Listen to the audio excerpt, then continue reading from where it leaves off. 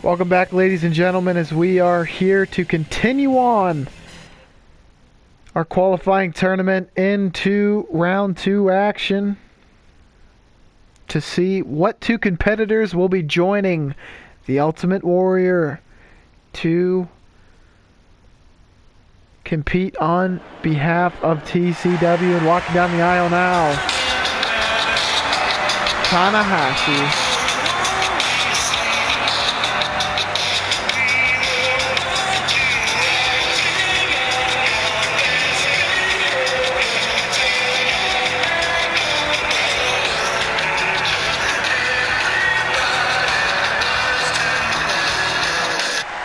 And his opponent,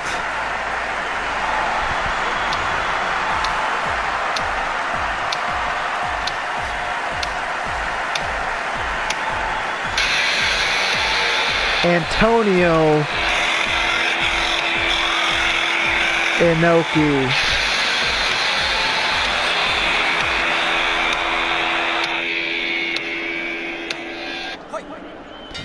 And this should be another great matchup, as Inoki just took down another member of the current NJPW roster, and he seems to be on a path of destruction. All he needs to do is run through Tanahashi, and he will be in the Alliance title tournament coming up later this week.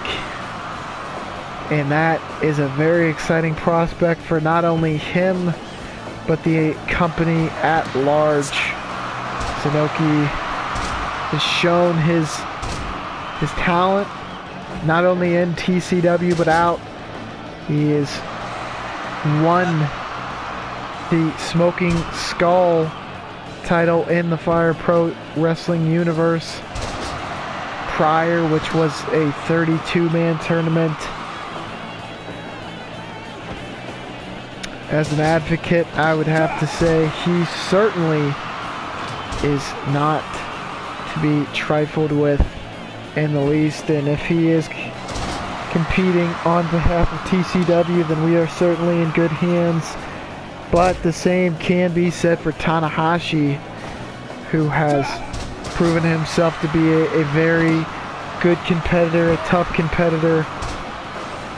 He's had marquee wins over both Randy Savage and Omega on TCW programming.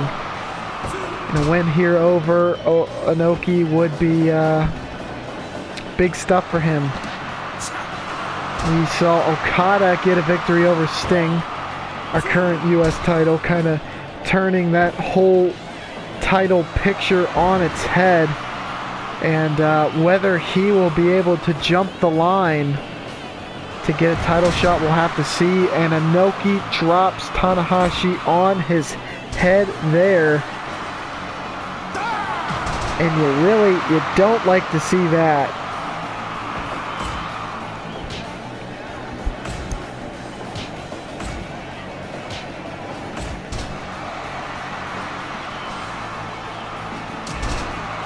Nice drop kick to Inoki's knee. And Inoki is just relentless with his style and trying to stretch his opponent.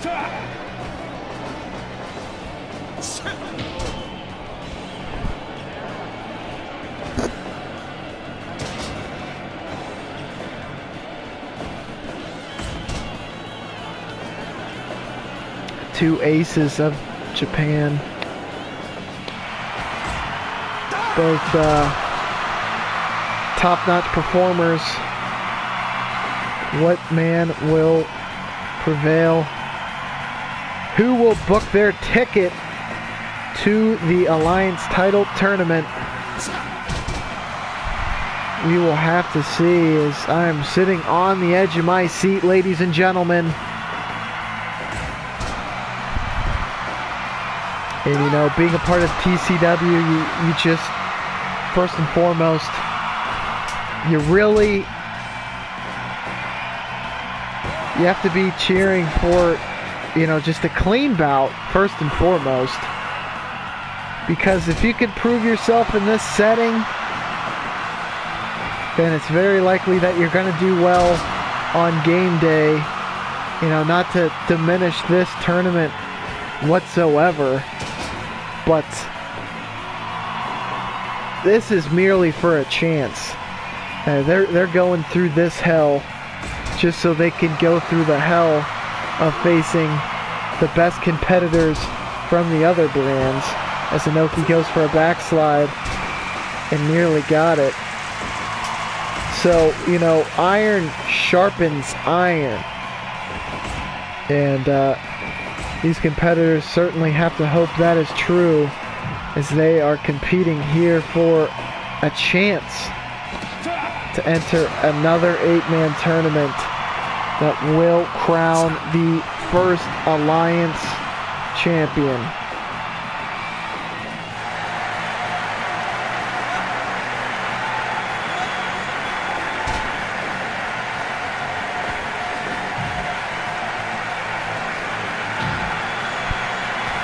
Beautiful Superman punch there by Tanahashi as we just surpassed the 10-minute mark.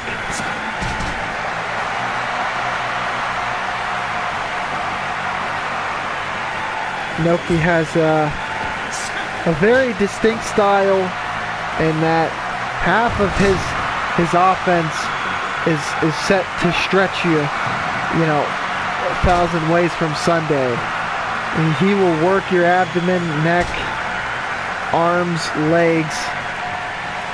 But then he has a striking offense, utilizing his feet and even straight punches.